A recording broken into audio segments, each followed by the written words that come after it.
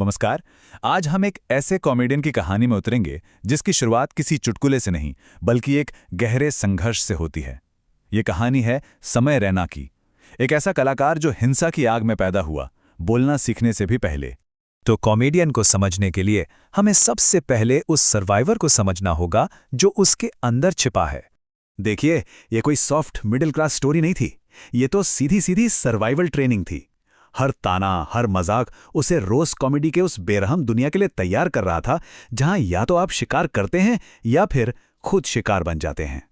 चलिए कहानी की शुरुआत में चलते हैं, अनंतनाग की हिंसा से लेकर रिफ्यूजी कैंपों के संघर्ष तक।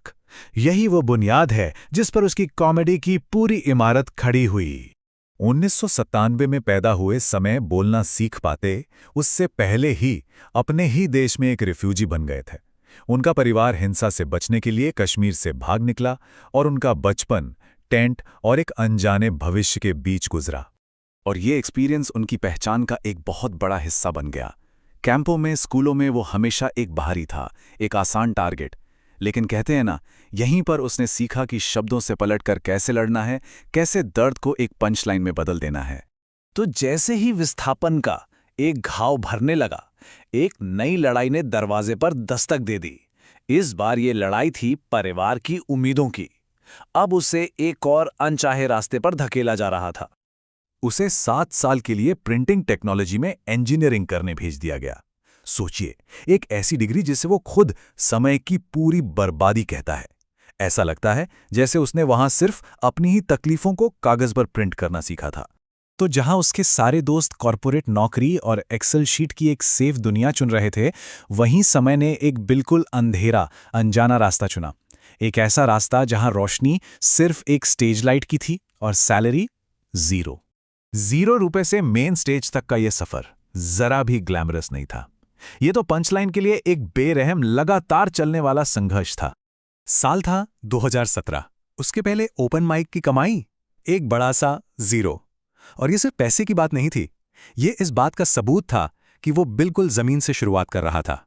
यहां कोई रातों रात वाली सक्सेस नहीं थी, सिर्फ पुणे के लोकल सीन में घिसना था। अभिषेक उपमन्यु और अनिर्बान दास गुप्ता जैसे बड़े नामों के लिए शो ओपन करना था। और इससे पहले कि वो दूसरों को रोस्ट कर पाता, खुद ऑडियंस से रोस्ट होने की क्रूर सच्चाई थी। और यही सबसे जरूरी बात है, समय की कॉमेडी सिर्फ हंसाने के लिए नहीं थी, ये एक हथियार था जिसे सालों के तानों और बदमाशी की आग में तपाया गया था। ये उसका बदला लेने का तरीका था। सालों तक गुमनामी में मेहनत करने के बाद अब यह हथियार आखिरकार एक नेशनल स्टेज पर दुनिया के सामने आने के लिए तैयार था। तो सवाल ये उठता है, क्या ये सारा दर्द, ये सारा संघर्ष, ये सब कुछ इसके लायक था? जवाब है बिल्कुल। 2019 में कॉमिक्स्तान सीजन 2 के मंच पर उसने आकाश गुप्ता के साथ जीत हासिल की। ये उसकी पहली बड़ी कामयाबी थी। और तब देश ने पहली बार उसके सिग्नेचर स्टाइल पे ध्यान दिया। एकदम कच्चा, बिना फिल्टर वाला बेरहम अंदाज। ये कोई पॉलिश्ड कॉमेडी स्पेशल नहीं था, ये तो एक रिफ्यूजी बच्चा था जो माइक पर पलटवार कर रहा था।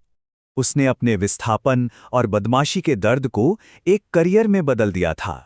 तो बैक स्टोरी थी, कड़वाहट थी और एक ब्रेक थ्रू भी था। लेकिन एक टीवी शो जीतना तो सिर्फ शुरुआत थी। हमारे अगले हिस्से में हम देखेंगे कि कैसे एक ग्लोबल पेंडेमिक और एक शतरंज के बोर्ड ने इस व्यंग्यात्मक ओपन माइकर को एक अनडिस्प्यूटेड यूट्यूब मॉन्स्टर में बदल दिया। हमारे साथ बने रहिएगा।